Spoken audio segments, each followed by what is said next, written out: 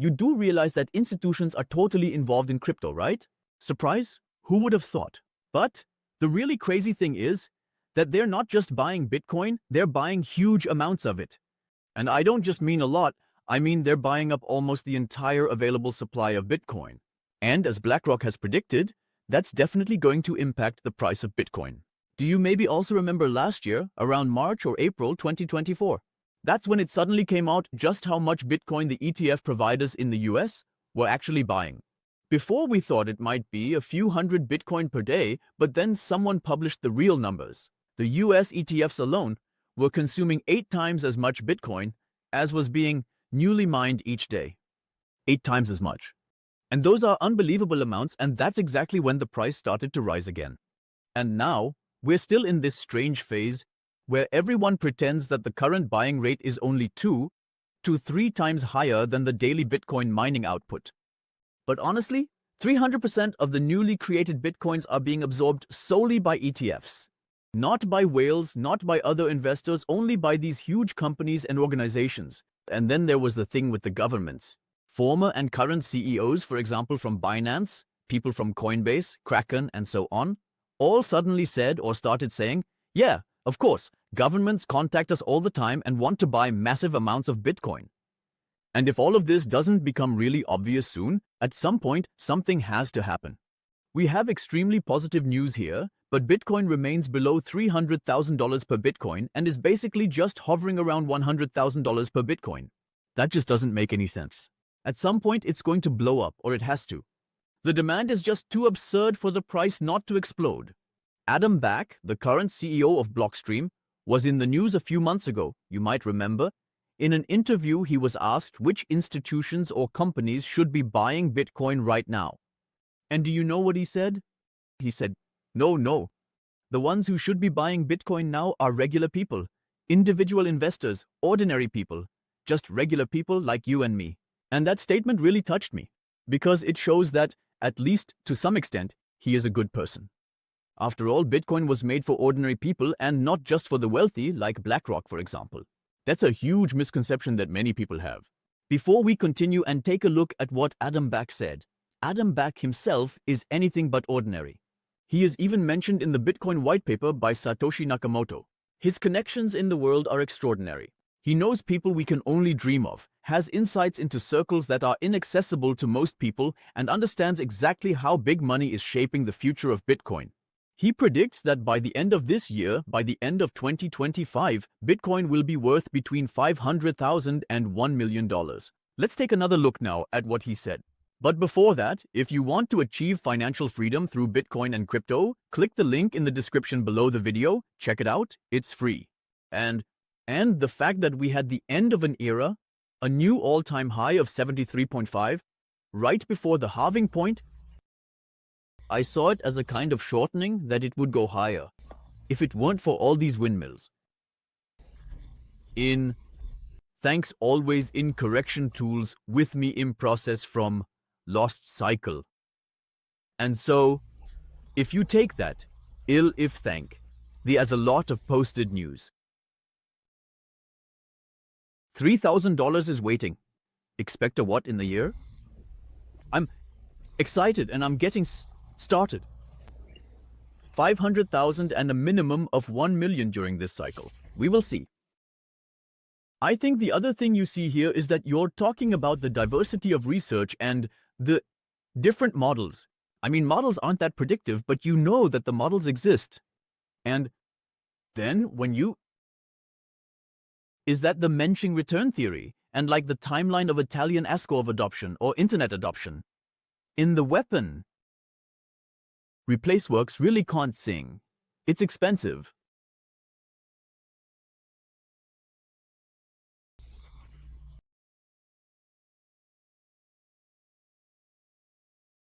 Underground. Pico. With some of the Cornell, the Colin, it's pleasure. Exactly, tipping point when there are more refugees, I have it.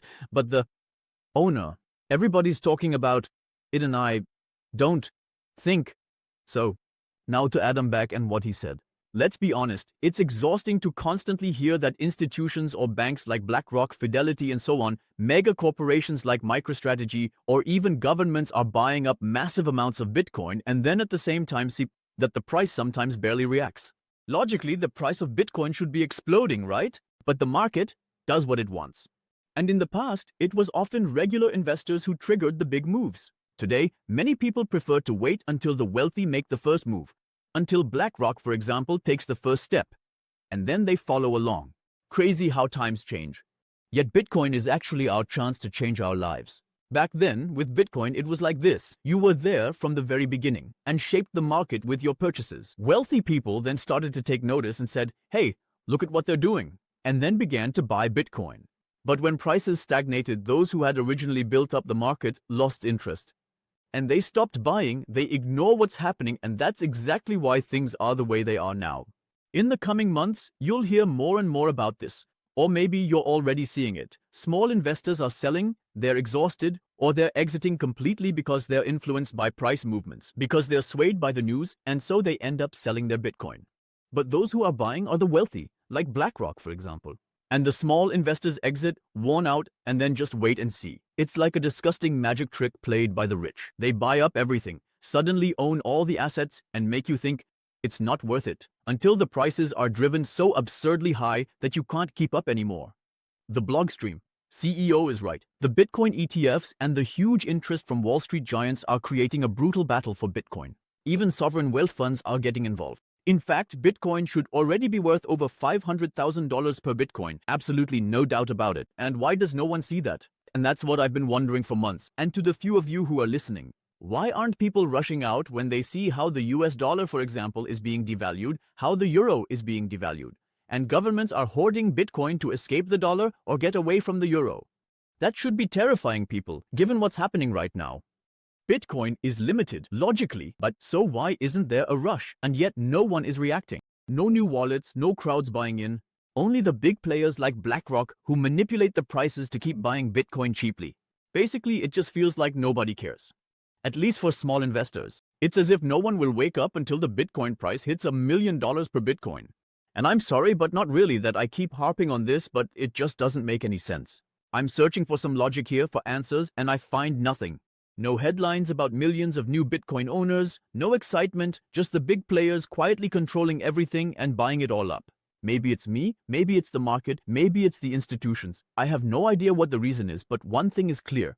They're stringing us along until it's too late. Adam Back, CEO of Blockstream, and a key figure in the Bitcoin community, predicts a Bitcoin price of $500,000 to $1 million per Bitcoin. BlackRock CEO Larry Fink expects a price of $500,000 to $700,000 per Bitcoin. Should we have a 2% allocation or should we have a 5% allocation? That's if everyone adopted that conversation. 500,000, 1,700,000 per Bitcoin. Promoted a bit away? That is not mine. You might be wondering what's actually going on here. Rich people are simply buying up everything. Land, apartments, houses, even air rights. In parentheses, BlackRock does this. That is, the right to use the airspace above properties. They're grabbing Bitcoin, and governments are getting involved as well. We could already see it in the US states that have published laws for a Bitcoin reserve. Every week you hear about some country or sovereign wealth fund buying Bitcoin, but somehow nobody seems to care. In the past, crypto was a place for ideas or long-term projects, but today it's all about meme coins or some nonsense projects. Hardly anyone talks about what's really important. Of course, it's possible to make a lot of money with altcoins, that is, all cryptocurrencies other than Bitcoin. If you know what you're doing, understand the market, soften, and pay attention to many other factors, you can make much bigger profits this way and build financial freedom for yourself. If you want to do it, click the link in the description below the video, watch the video, and then take a portion of those profits and invest it in Bitcoin to get more Bitcoin. And logically, everything should turn upside down if giants like MicroStrategy, BlackRock, or even governments suddenly start buying and hoarding Bitcoin. This year, they want to buy so much that soon there won't be any Bitcoin left on the exchanges. MicroStrategy is even planning to raise an additional $84 billion just to buy more Bitcoin. In any other industry, that would make the price skyrocket.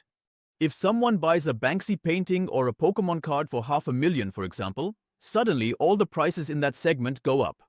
But in crypto, nothing happens. And then there are people who ask, why isn't the price moving? Maybe it's because everyone is just asleep. They've simply given up and no longer realize what's really going on behind the scenes.